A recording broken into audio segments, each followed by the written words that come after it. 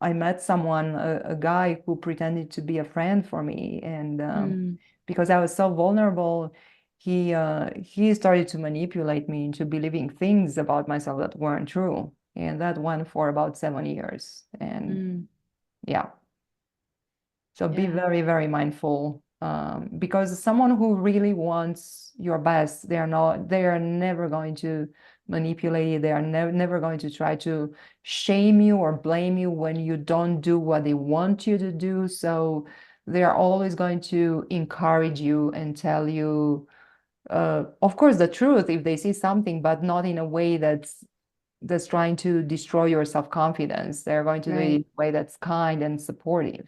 So Yeah. very, very important. What's up, you beautiful beasts? I'm Katie.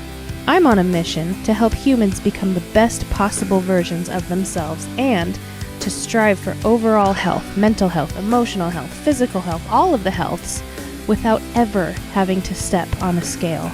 I have had the privilege to talk to all kinds of different humans who've been through a plethora of experiences just being a human and existing. I believe that every single time somebody shares their story, at least one person listening will learn from it, be inspired by it, and maybe, just maybe, even change the entire direction of their life. These are the stories of humans unveiling their beautiful beast. Keep listening. This is the Unveiling the Beast podcast.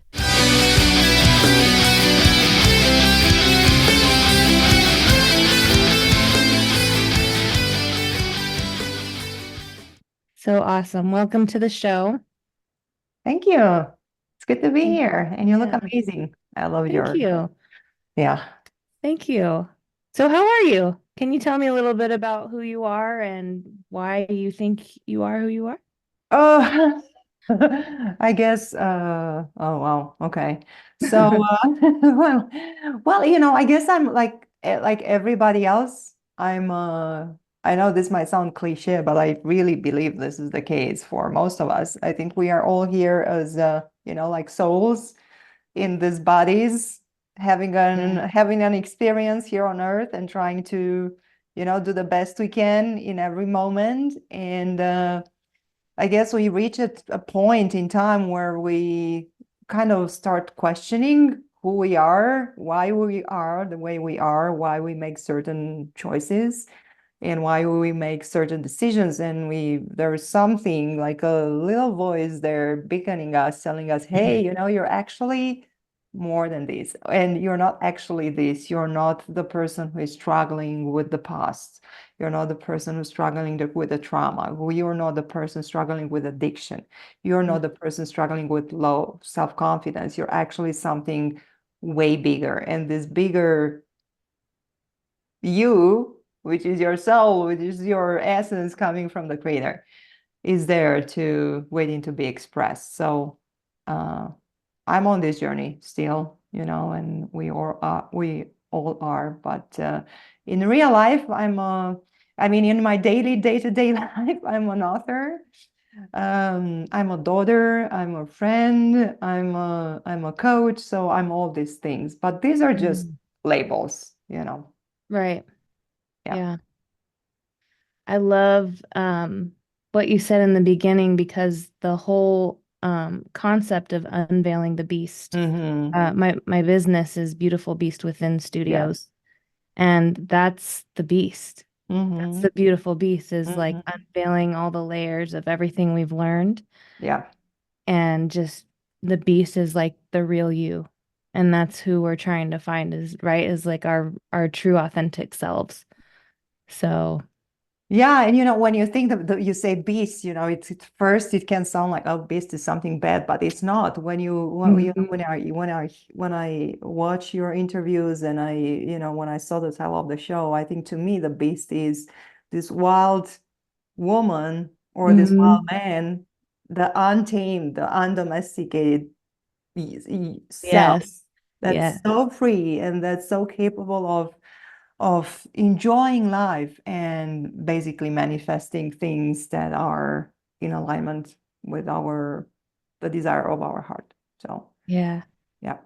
And I love it because when I came up with the idea of the beautiful beast within, it Mm, it it was still like the same concept, Yeah. but through all of my, training to be a coach and a Mhm. personal trainer and just like all of my training and specifically in human behavior, it's completely like it's still the same concept, but it Mhm. has more depth and meaning to it Mhm. now. So, Mhm.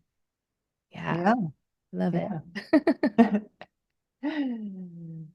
Okay. So, tell me like a little bit about well, this is a podcast of stories. Mm-hmm. Um I think we all have either a story or a set of stories Mm-hmm. that do kind of make us who we are and um kind of guide us to do the things that we're doing in life now. So what's do you have a story or some stories or that like Yes. make up the essence of you?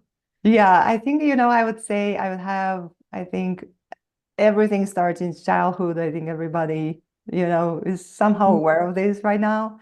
So I was born and I grew up and I spent most of my life in Romania. That's in Eastern Europe, border with Ukraine. Now everybody knows about Ukraine. That's why I Mm, mentioned that. But those early years definitely shaped my personality. In what way? I grew up in a, like loving family, you'd say from the outside, with two mhm, parents. My father was like 20 year older than my mom, 20 years older than my mom. And he was very demanding and he was very, very protective. So his presence was kind of overbearing. And he retired when I was in elementary school and he was always home. And so he always pushed me. And I think that's when I look back, I think that's the silver lining. He always pushed me to do my best, to be my best. He was very concerned with my potential romantic relationships and interacting with boys. So there was, I mm, think, growing up, there was some stigma around sexuality and being in love with someone. I don't even want to use falling in love, and I can explain that later. But having this romantic connection with someone was supposed to be something bad, in most cases, because men were bad and stuff like that. So, and then because so there were always these high expectations from me when I would underachieve, so bad grade in school or go to like a competition and not win the first prize. There was a lot of disappointment. So I grew up believing that I need to earn love and that I'm not good enough and that I need to deserve that love. No, mhm, that's not something that's given to me just like that. It needs to be earned, and that I need to pacify my dad, and that I need to make him happy. So that was one thing, and then the other thing was, okay, like sexuality, that's something dangerous. Although, I was very, like, my nature was very, I had this sexual nature since an early age. I could feel it in my body, but it was, yeah. so I had that. But again, I think in retrospect, in hindsight, um, that thing that, okay, I need to perform, I think that's a good thing because it pushes me to do my best in everything I do. And I think that's a good way. That's a good thing. But the other thing is that there was a family where there was no, there were no arguments, there was no violence, there was a love for art, there was a love for books. So I grew up surrounded by books, and I think Mm, I was drawn to books since before I could read. So maybe to me it was like a form of escaping from whatever the reality was. yeah. So I had this desire from an early age to read and then to write. And my parents, I also wanted to be a figure ice skater, and they didn't encourage that because they said, okay, you're going to starve if you do that. And Romania doesn't have a tradition in this kind of sports. But the moment that my father saw that I could tell a story. I hope I'm doing it right tonight. But Mhm. he encouraged me to pursue that. So that, shaped my personality, I guess, like going in the love for books and writing, but also a craving for love and for feeling that unconditional love, which is love is unconditional anyway, but Mm-hmm. feeling that. And also, I think there was also a kind of a self-doubt. So Yeah. that informed my later actions, Yeah. So that's the beginning of my story. The coach in me wants to ask, Please, yeah, go ahead. was it a self-doubt or was it doubt that was put upon you by your father?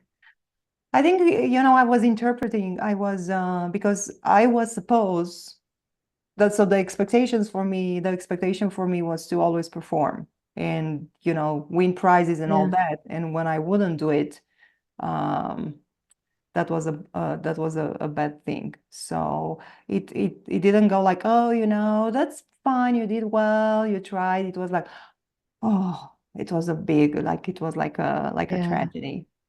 And the other thing was, so growing up, I loved writing short stories. I wasn't good at writing poetry, and we had this national literary competition, and I would, submit my work, and I would typically win the first prize. But my father wanted me to win in all categories, so he would write poems and submit Mm-hmm. them under my name, and that took away all the Um, luster for. I mean, I looked at those prizes, even those I won like rightfully, and I was like, they meant yeah. nothing to me. And even now, when I look back, I'm like, and it shouldn't be like that because it is Yeah. my work, But so uh, I guess, yeah, that instills some self-doubt and not hearing. I think every child definitely needs to hear growing up, hey, you're beautiful, you're intelligent, you can, accomplish anything you set your mind to. Like that kind of things. And Yeah. that didn't happen very Mm. often. But when something didn't go the right way, then I would hear the criticism. So, yeah, Yeah. the answer is yes. I don't know, if we could, and because you're a coach, I think maybe I'm sure you can answer this question. I mean, if someone, a child growing up and maturing into an adult, could even develop that kind of self-doubt if it wasn't for the environment telling him, Yeah. right? So probably not.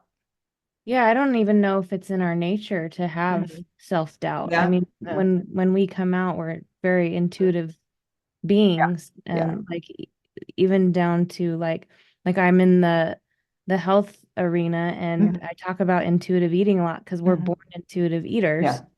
and we get all the messages from diet culture and people telling you how to eat rather than you just listening to Mhm. how you need to eat. But anyway, I think like that could be the same with the self-doubt topic is like we instinctively, like when we're learning to walk, Yeah. we walk, we fall, we get back up, we try Mhm, again, we mhm, fall. mhm. And nobody's like, how dare you fall down when you're trying to learn how to walk? Because we have to learn how to walk. And so, yeah, I think you're right. I think it's probably always the outside, maybe Yeah. not always, but most of the time, the outside environment. There was an incident, and it may seem like it's trivial, but for me back in the day, it was a big deal. So I loved riding the bicycle. So in the beginning, I had a bicycle, and then I had those wheels, attached to the back wheel to help me stay on the bicycle. Hmm. And one day, my dad decides, okay, today it's time for you to we are going to remove those, and we are just going to ride your bicycle on just two wheels. And I didn't want to disappoint him. So I was so like, I need to do this. And I was so scared that of course I lost balance. And Yeah. oh, he was very upset. He was Mm. very disappointed. And after that I did it, but that stuck with me like, oh, you know. Yeah. So yeah, still untying all these knots. Yeah. I love that you use the bicycle analogy too. I saw this, I don't know if you've seen the video with the guy who learns how to ride a backwards bike. No. And it takes him I don't remember how long. I want to say 8 months. Hmm. But he rides it every day, at least for 5 minutes, and it takes him months to learn how to ride it. And Wow. by backwards, it's like you turn it to the left and it goes to the right, and you turn it to the Ah, right and it goes to the left. okay. And it like puts this whole analogy on the human who's trying to unlearn all of the, I'll put in quotes, negative things that they've Hmm. learned to Yeah. shape who they are. Yeah. Um, and the really cool thing about that video is his son learned how to ride the backwards bike, and it only took him like a couple weeks.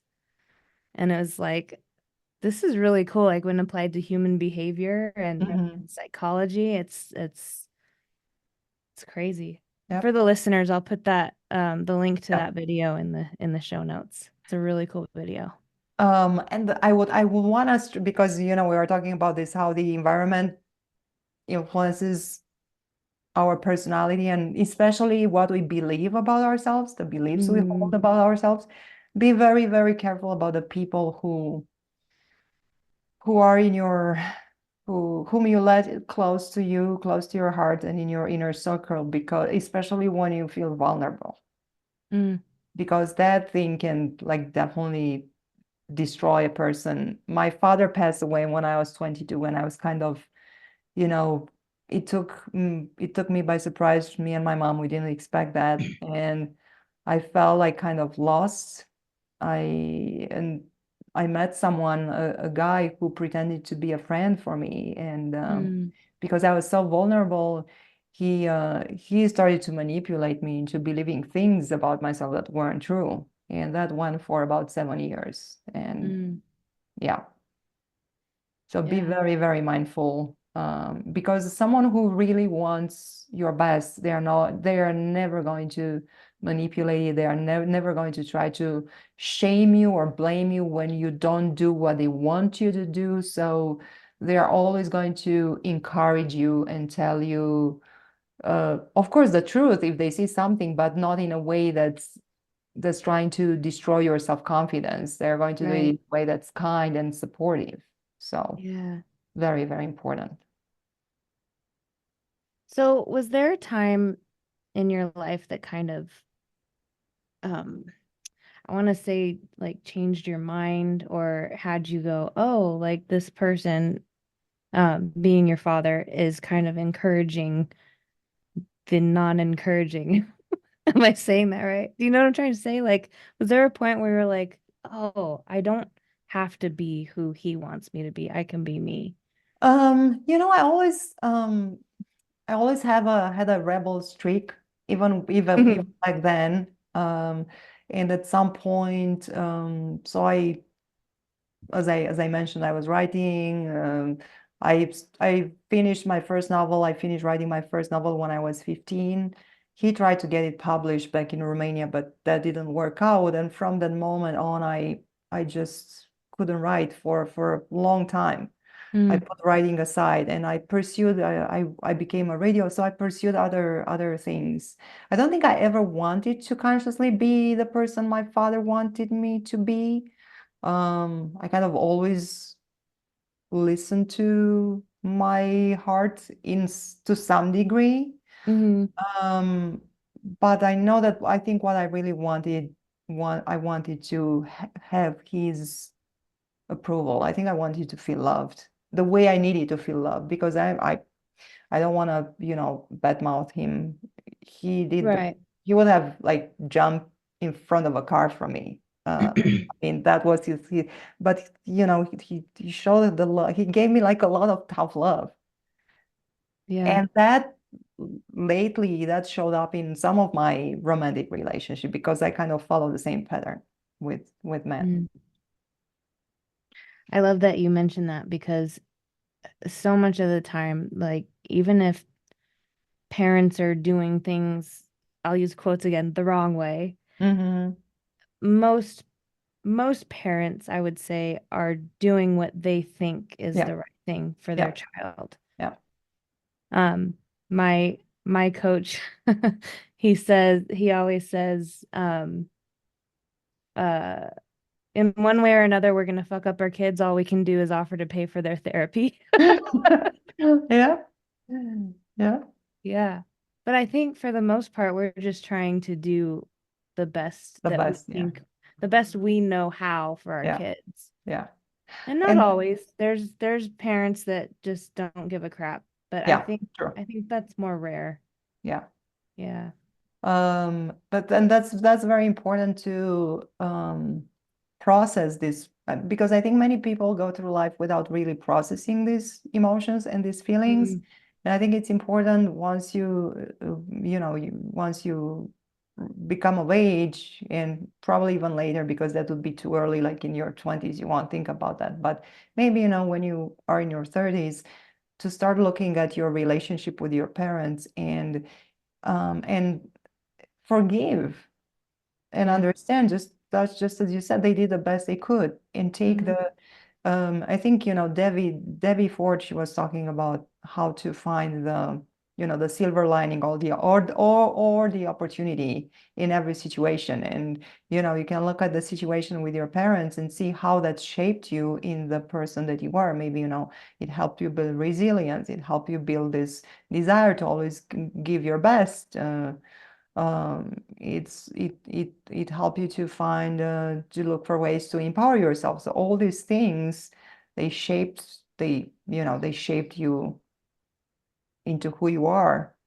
So Yeah. make peace with your parents, because that will bring peace of mind. Yeah.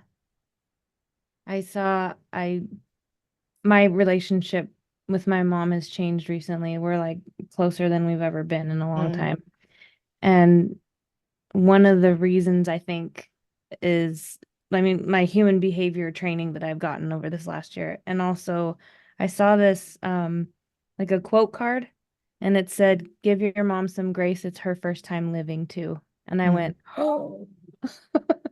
Because I'm a mom now yeah, and I'm doing the best I can with my son. yeah, And I mean, not that he has to see it, but I don't know if he sees that or if he will see it until he's an adult. So that touched yeah. me. Moms are special, I think. Yeah, I we don't know, are. I don't have kids yet, but um my relationship with my mom growing up was pretty, wasn't very close. She was very busy, she was working, she was taking care of the household, she was taking care of me. I think she didn't know how to communicate with me. And ever since I've been here in the United States, our relationship got so much better. And there is not a day without me calling her and talking to her. Mm, Whereas when I was back whereas I was still living in Romania, it'd be probably a week and I wouldn't call her, or I wouldn't go seeing her. But now, I think about this, our parents and us, they only have this much time on the planet. So there will be a day when you won't be able to say, Mom, you won't be able to say yeah. that word anymore. So I feel so grateful now that I get to say this word, Mom. How are you Mom. doing, Mom? I cannot say how are you doing. Dad is no longer with me, but Yeah. as long as I have my mom, I'm like, yes, I have a mother. She's here. She's still with Yeah. me. It's so wonderful. And I think, because there are several spiritual teachers speaking about how we can actually change the environment instead of letting the environment change us. So if into your heart you come to that place of forgiveness and understanding that they are human beings and they do the best they can, and when you go to see them, you go with this, you know, um, kind of thinking and with an open heart, Yeah.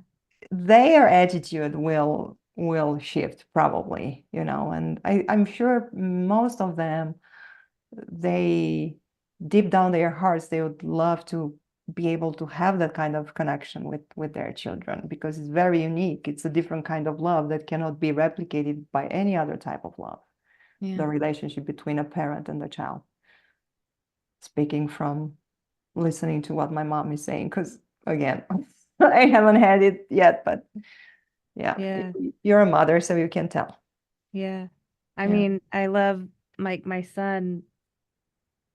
he loves me no matter what. He doesn't Mhm. care how big or Yeah. small I am. He doesn't Yeah. care if I'm wearing makeup. He doesn't care if I have my Mhm. eyebrows on or not.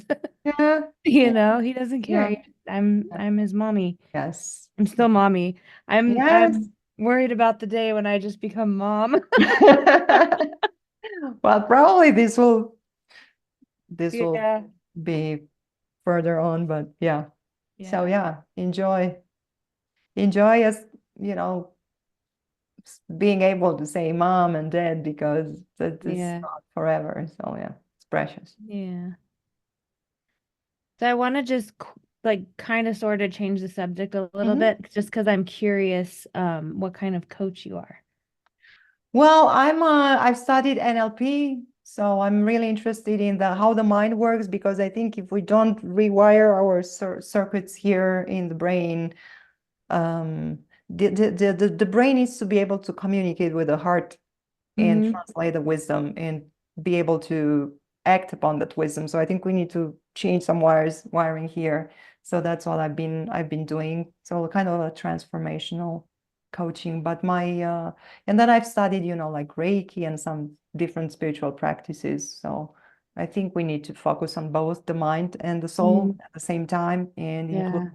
include meditation and really being able to go deep within and find that silence within and be able to commune with our divine nature, reclaim our soul. And love is my big topic because I didn't get it the way I wanted it when I was growing up. So Yeah.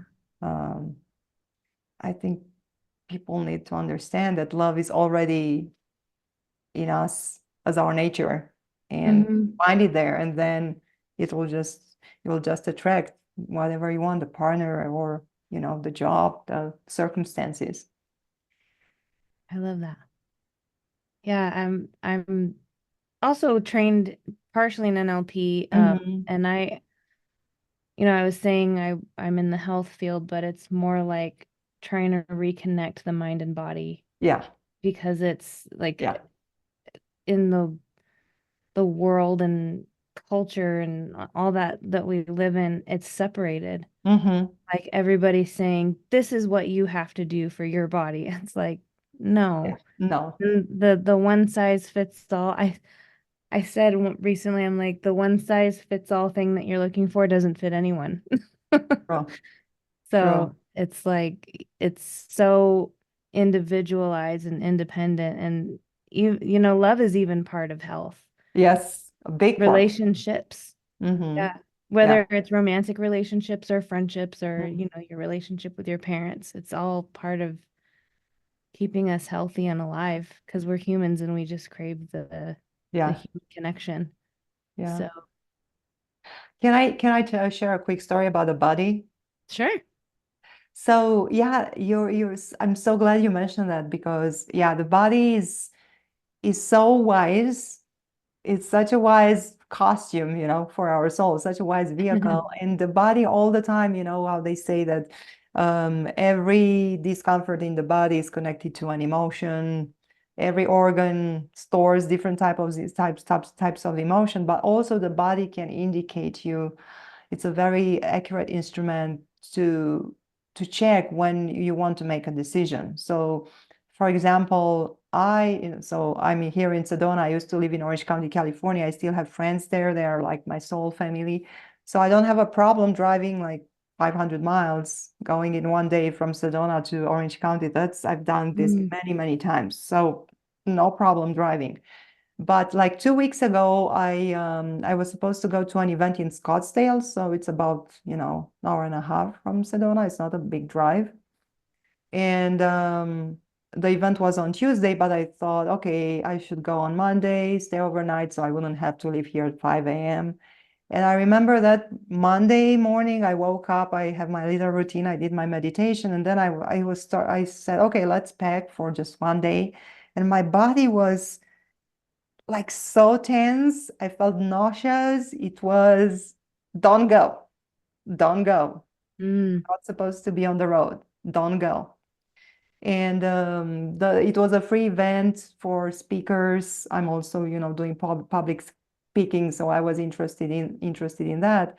And then when I actually researched, I did more research about the presenter. It would have been a waste of time. But it Mm, wasn't about that. It was like you shouldn't be on the road. You shouldn't be on the road today.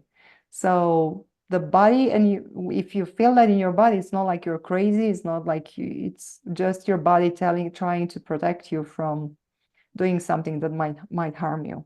yeah, that's crazy. Did anything crazy happen there, or was it I don't just know. I haven't um, checked. They do a lot of road work, a lot of construction on I-17 that connects Phoenix to Sedona and Flagstaff. So I don't know what mhm. I didn't even check, but it didn't feel right. And there Yeah, was another thing when I was still in California looking for a place to stay in Sedona, and they say it's really hard to find housing here. So I found something on Zillow, 1 bedroom, and the lady said, "Okay, you can have it." And she was pushing me, and my mind was telling me to sign the contract. My mind was telling me, "Yeah, you'll never find another place in Sedona. You should take it." But my body had the same reaction. It was in complete flight mode. yeah. My stomach was in a knot. I felt nauseous. I was like, no, no, no, no, no, no. I even called my mom and I said, "Mom, you can you help me? You write yes and no on 2 different pieces of paper." And because I yeah. So I ended up didn't take not taking that apartment. I think it had mold. So and now I'm in a much better Mm, place. But yeah. So yeah. I mhm. love that you mentioned that too, because the mind body connection is so much, it goes beyond like Yeah, listening to hunger signals or yeah, yeah, not yeah, listening to hunger yeah, signals or, getting the urge to go for a walk and not listening. It's also because our emotions are stored in the body. yeah. That's another piece. I'm not sure if I'm saying it in a way that I like, but it's another thing to listen to. Yeah. Yeah, yeah, totally. And then, Hmm. we have this, this is the physical body, but there is an energy body, and now everybody, it's not woo, it's Right. out there. So we have an energy body, everything is energy, everything is connected. So there are so many things our five senses can perceive, not Hmm. even the conscious mind. So your body has access to that energy field. And when something is amiss, it will tell you, like, dawn, it'll try to warn you. Of course, you decide what you want to do, but from my experience, listen to it. You don't want to test and find out what's going to happen Yeah. if you're not, because it might not be something that's good for you. Yeah. Oh, this is such a good conversation. Is Thank this you. is this what you write about? Or what kind of author are you? Well, I write about, this is one of my books. It's called I Choose Love, A Journey from Fear to Love. And so those two situations which I described, that's where fear, because that's what I felt. I was like, I was in panic. I was in Mm, panic, just the thought. And then I thought, oh, if I drive to Prescott, yeah, you're good.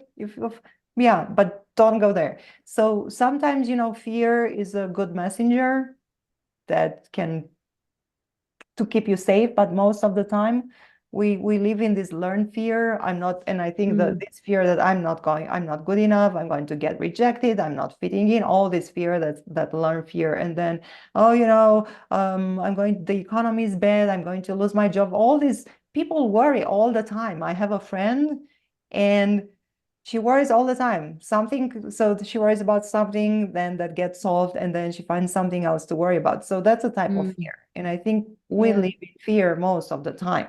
And when we live in fear, we can open up really to experience love, because we are so constricted, and our focus is to stay alive and to protect ourselves. We can access a higher state of consciousness, which is love. So, and we are here. And here it's in the head, in the conscious mind. Typically, we kind of recreate the past again and again. So to create a new life, we need to go in our hearts. So that's the Hmm. journey from fear, from here to love, to the heart. So Mm. I write about these kind of things and about relationships. I had a few. I don't want to call them toxic relationships, but I think relationships that were challenging, and those relationships were actually challenging me to reclaim my power, to take my power back, to become more clear about what I want into a relationship, to heal the past with my father. So I write about that and what you can do if you find yourself into a relationship that's really challenging, and how you can find your way out of that relationship without looking at yourself as a victim. Because that's, I think, so how do I look at that kind of a relationship in a way that empowers me? And if I look at it as, okay, this is an opportunity for me to clear some karma, clear some trauma, and become I don't want to say better version of myself, but being more in touch with my soul, then let's look at it like that.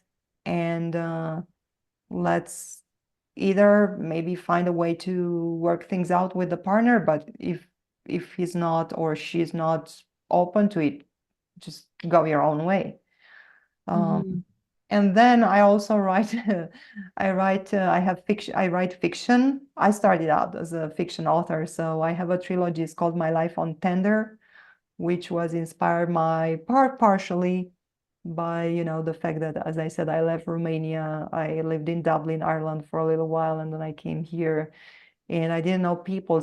And I wanted to meet up someone to be in a relationship. So I used Tinder, for example. So I write about that. So yeah, it's all about love, and basically how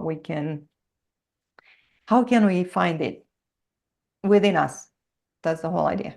Yeah, I love that so much. Thank you. Well, I do have one more question for you. I ask everyone at the end of every episode, and that is, if you had one piece of advice that you could give to the world, what would it be? Wow. Oh, okay. So my piece of my piece of advice would be um to make love the foundation of your life. I think it can be, especially again, if you're going through challenging times, if you feel the whole world is against you, and if you feel like, well, that person is doing that to me, and how can it's not about them, it's about you.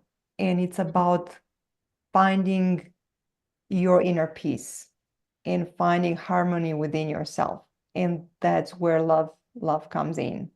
And it's about you standing in your power, and being in that state of I don't know, not bliss, maybe it's too much, but in a state of inner peace, and not let anyone disturb you. So when you are able to connect with your soul, although this sounds like you are your soul, but when you are able to remember that that's what you are, and find that energy, which is the energy of life overall,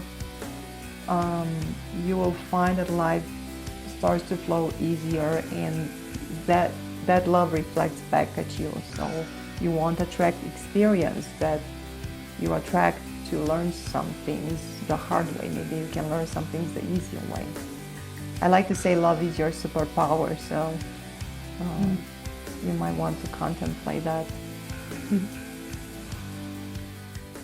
That's Ladies and gentlemen, A.G. Billig signing off. Until next time.